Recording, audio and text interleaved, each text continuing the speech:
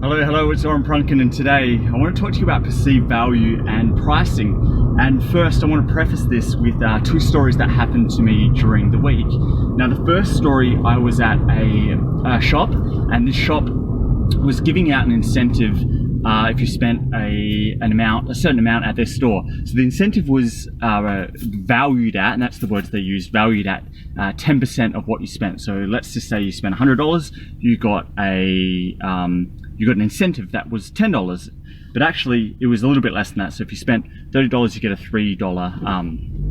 $3 incentive. Now the incentive was for kids, and I was lining up at the checkout to purchase the products I was buying, and there was a family in front of me with some kids and their mum, but they had nothing in the checkout.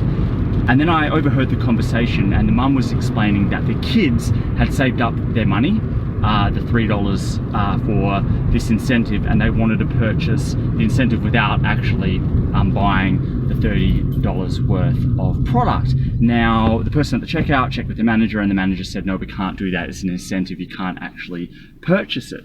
Now, the phrase "you can't actually purchase it" will come back a bit later into this episode.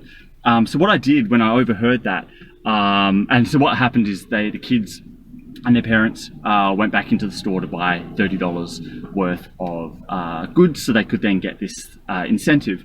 Now, I heard this whole conversation, and when I was a kid, I didn't have much money, and the money that I got was pocket money for doing errands and chores around the house. So you can imagine to save up $3, if you're only getting $2.50 pocket money, that's a week's worth of work. But if you want to purchase anything more substantial than that, and I did want to purchase things much more substantial than that when I was a kid, it took a very long time to go out and purchase it. So I already had empathy for these kids because I knew what position they were in. Their parents said, no, you have to go save this money up. And they were really young kids, you couldn't get a job.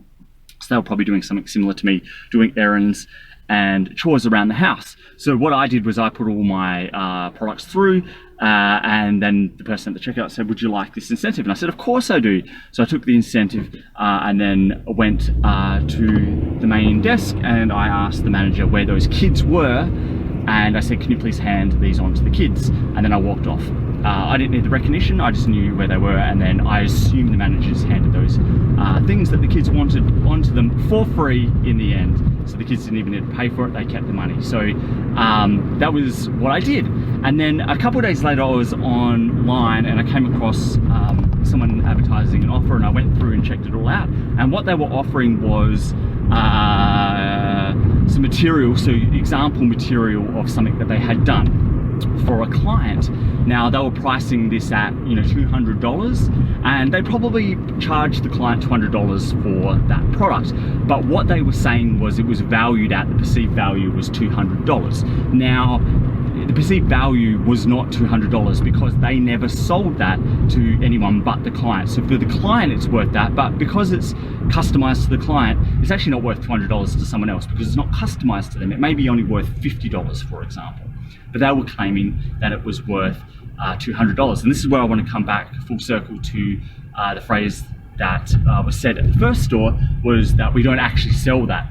Now, with perceived value is not what you, the vendor, thinks it is. So, in the first case, the vendor thought it was worth $3 or 10% of what it was being sold for. And now in that case, I probably agree with it, but they didn't actually sell it. So it was mere speculation of what it was worth.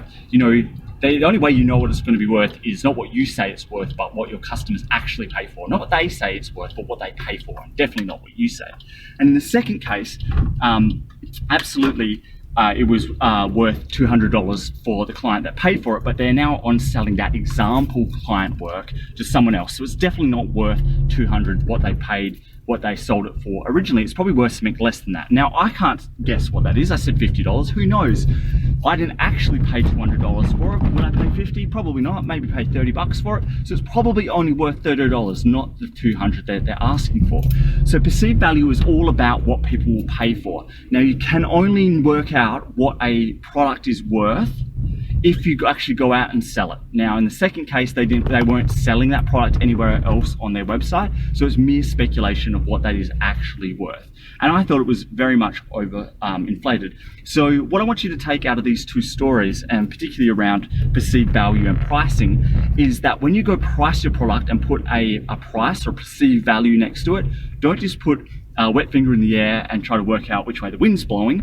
Actually go out and sell the product, not try and sell it, take some real money for it. And then the average of all of that is actually what the market's going to pay for, therefore is what it's worth and what its perceived value is. Now, if you're going and then bundling that in a whole bunch of other products, then you can put that actual perceived value next to it, because that's what it is worth, not what you're saying it's worth. Whether it's 10% of what someone spends or the 200 that you sold to someone else for a completely different customized product. So I want you to take these two stories, implement what I have explained. Let me know how you go. And like always, until we talk next time, hope you have a fantastic day. We'll talk soon, and goodbye. Thanks for listening, and if you like what was on here and want more, please go to orenprunken.com.